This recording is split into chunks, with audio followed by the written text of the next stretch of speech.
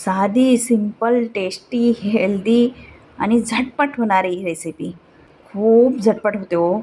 आणि तुम्हाला सांगते ना, की म्हणजे कमी साहित्यात घरी तुम्ही कशी ही मिठाई बनवू शकता. मँगो कलाकंद मिठाई. बाजारात खूप महाग मिळते. घरी कमी साहित्यात भरपूर प्रमाणात होते आणि आपल्या घरची मिठाई ही हेल्दी आणि खूप टेस्टी. कारण त्याला एक फील येते आपल्या हातचा. ही खाऊन बघा. दाणेदार होते. तोंडात टाकल्यास विरघळून जाते. करून बघा आणि मगच मला सांगा की ही मिठाई कशी झाली. चला, वेळ न घालवता आपण रेसिपीला सुरुवात करूयात. मस्त 2 आंबे घ्यायचे. छान धुवून घ्यायचे. बघा, आंबे छान पिकलेले आणि गोड असायला पाहिजेत. तुम्ही केसर, हापूस कोणताही आंबा घ्या. फक्त आंबा हा गोड, त्याची एक ओरिजिनल टेस्ट असायला पाहिजे.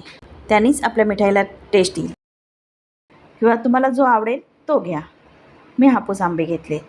त्याला छान कट करून घ्यायचं, कारण आपल्याला मिक्सरमधून काढायचं आहे आंब्याला कलर छान असला ना तर मिठाईलाही कलर छान येतो. कारण आपण वरून म्हणजे कलर वगैरे टाकणार नाही आहोत. जो आंब्याचा कलर आहे तोच. आता आंब्याची फोडी आपण मिक्सरला लावून घेऊयात. आंब्याचा रस करून घेऊयात. बघा, आता आहे ना आपल्याला पनीर तयार करायचं आहे. त्यासाठी दूध फाडून मी पनीरचं प्रोसिजर केलेली आहे. बघा, पाणी वेगळं करून घेतलं आहे. तुम्ही रेडीमेड पनीर पण आणू शकता. बस पाणी वेगळं करून घ्यायचं आणि ते आपल्याला हवं आहे. आता 1 चमचा मी तूप टाकलं आहे.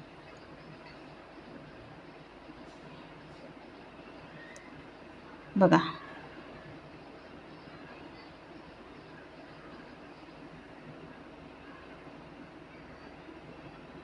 याच्यात आपल्याला आंब्याचा रस टाकायचा आहे.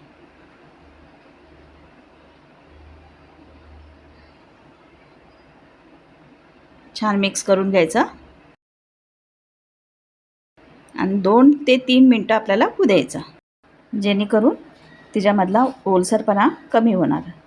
आता अर्धी वाटी आपल्याला मिल्क पावडर घ्यायची आहे आणि ती छान मिक्स करून घ्यायची.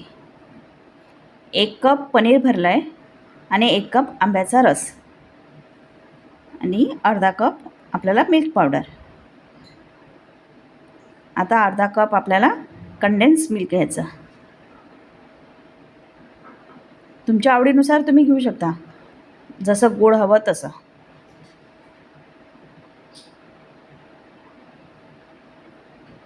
याला छान मिक्स करून घ्यायचं.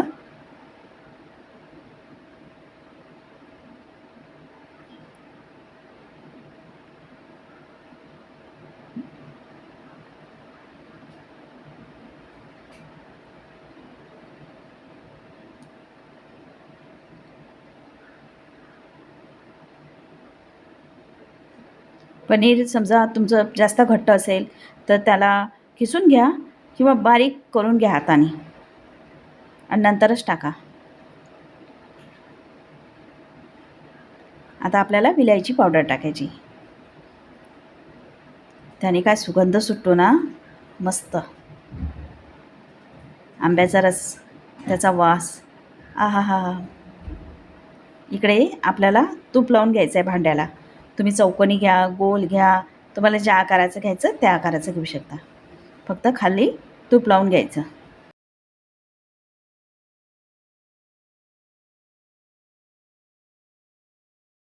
मिश्रण जसं घट्ट घट्ट होत जाते ना, तसं कढई सोडत जाते. बघा, आणखीन चमच्यामधलं पण मिश्रण लगेच पडत नाही, तेव्हा समजून जायचं की आपलं मिश्रण झालं आहे.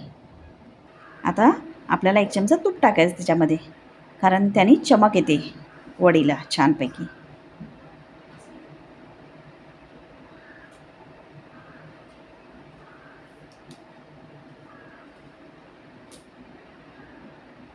आता आपण सारण याच्यामध्ये टाकूयात.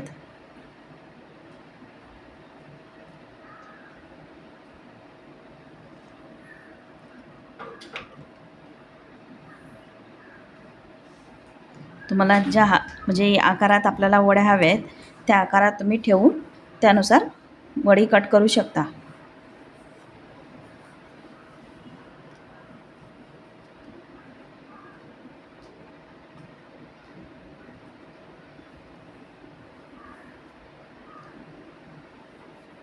बघा. नंतर तुम्ही काजू, बदाम, पिस्ता, केसर तुम्हाला हवं ते ड्रायफ्रूट्स किंवा चांदी वर्क पण ठेवू शकता त्याच्यावर लावून. एकदम रिच एक लूक येईल बर्फीला. मी केसर टाकलं आहे आणि काजू, बदाम, पिस्ता.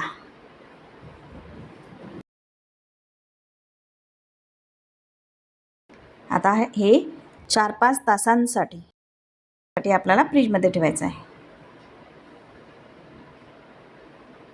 थंड झालं आहे हे छानपैकी.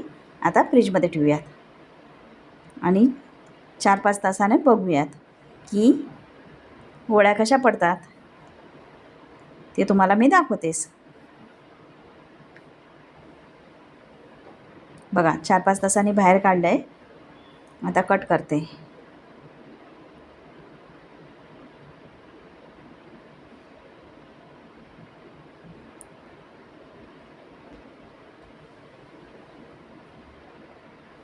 तुम्हाला जो आकार हवा त्या आकारात कट करा.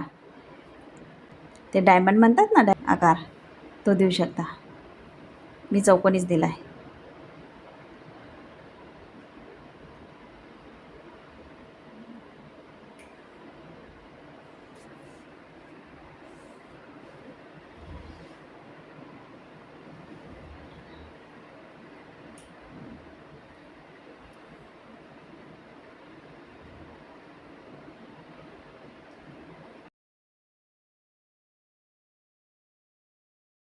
बघा कसं झालं आहे, कसे दाणेदार मस्त झालं आहे आणि तोंडात टाकल्याबरोबर विरघळणार याची हमी मी देते.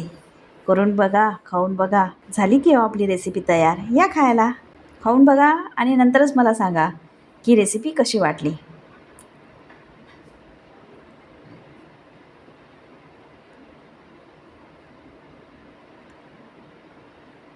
तुम्ही माझा व्हिडिओ कुठून, कोणत्या गावावरून, कोणत्या शहरातून, कुठून बघताय हे मला नक्की सांगा. आणि पूर्ण व्हिडिओ बघितल्याबद्दल खूप खूप आभारी आहे. धन्यवाद.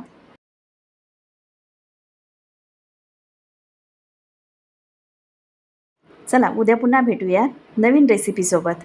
Okay bye.